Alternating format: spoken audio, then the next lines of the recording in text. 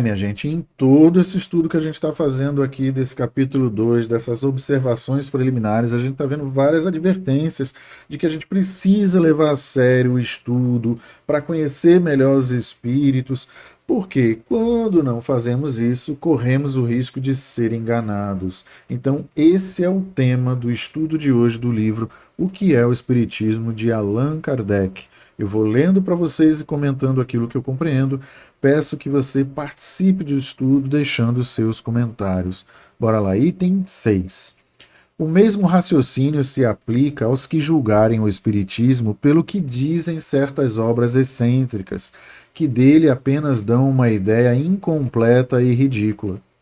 O Espiritismo sério não pode responder por aqueles que o compreendem mal ou que o praticam de modo contrário aos seus preceitos, assim como não o faz a poesia por aqueles que produzem maus versos.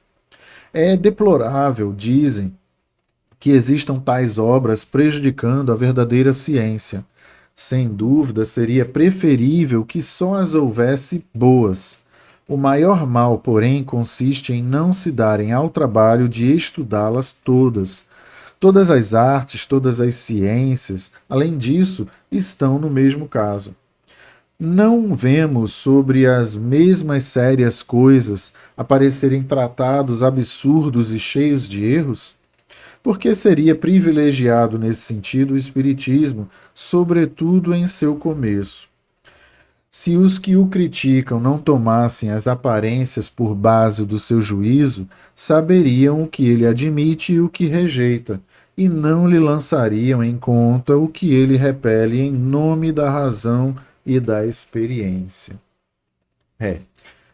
O texto de hoje fala sobre um espiritismo mal compreendido pode ser mal julgado pelas pessoas. Algumas obras sobre o espiritismo, ou que se dizem espírita, mas na verdade não são, e por que não são? Porque elas são contraditórias, elas entram em contradição com o que o espiritismo fala. Aí você percebe que ler tal obra para aprender mais espiritismo vai fazer o efeito inverso. Vai fazer você ter uma ideia distorcida do que essa base doutrinária fala, do que os 5 livros falam. E aí você vai ficar até confuso. Peraí, será que existe ou não existe tal coisa? Porque eu li lá no livro dos Espíritos que existe. Agora vem um médium fulano, psicografou tal livro pelo espírito de ciclano e vem dizendo que não existe. Quem está certo e quem está errado?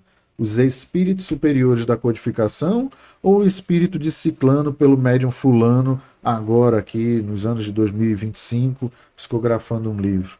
Então, tenham muito cuidado com isso. Estudem a base para ter um termômetro do que é verdadeiro e o que não é espiritismo.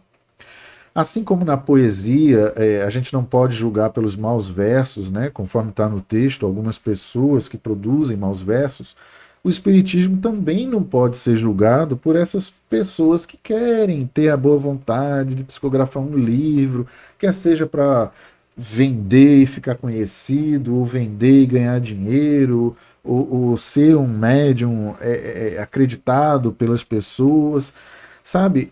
É, tenham paciência, estudem para saber discernir o que é do que não é, e não precisa estar criticando o médium A, B ou C por estar em contradição, não precisa estar atacando o trabalho de ninguém, deixa a pessoa quieta no canto dela, ela vai aprender mais cedo ou mais tarde. É lamentável, sabe, que existam obras tão ruins que acabam prejudicando a imagem do espiritismo, a imagem dos médiums. São coisas assim que acontecem, que a gente ouve e fica um pouco desanimado às vezes, sabe? Existem episódios assim de coisas fatídicas, né? De catástrofes. Tem aquela catástrofe que aconteceu na boate lá no Rio Grande do Sul, onde as pessoas, né, foram para uma festa, dançar, se divertir e acabou em tragédia por causa de um incêndio. E aí depois vieram médiums psicografarem, dizendo que aquelas pessoas estavam pagando porque terem cometido crimes em outras vidas, uns dizendo que eram legionários romanos que escravizaram, outros dizendo que eram nazistas que perseguiram judeus. Nossa, você que está fazendo essa psicografia, você não parou para refletir em cima da codificação espírita? Você tem um dos livros que é o Evangelho segundo o Espiritismo. Jesus falando bem claramente, ensinando para todos nós que Deus é bom, que Deus é misericordioso, que Deus é justo, que Deus é piedoso. Onde está a sua reflexão sobre essas características de Deus e confrontar com a sua psicografia, que vem dizendo que são pessoas cruéis em outras vidas e que estão sendo punidas por Deus na vida atual?